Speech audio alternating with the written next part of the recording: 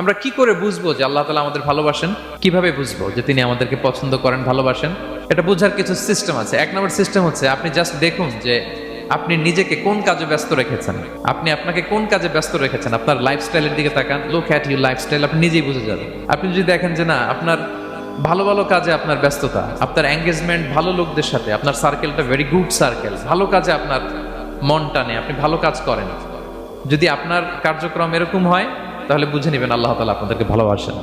আর যদি দেখেন না, যত আকাম কুকাম আছে ওইটার সবার আগে আপনি, যেই কাজে আল্লাহর ক্রোধ আসে, আল্লাহ রাগ হয়ে যান, যেই কাজ ইসলামে করার নিষেধ, যেটাতে তার অসন্তুষ্টি, ওই কাজে আপনার এঙ্গেজমেন্ট, ইনভলভমেন্ট, আপনার সার্কেলগুলোও এরকম, তাহলে বুঝে নেবেন আল্লাহ ভালোবাসা, এই মহা সৌভাগ্য আপনার কপালে জোটে নাই।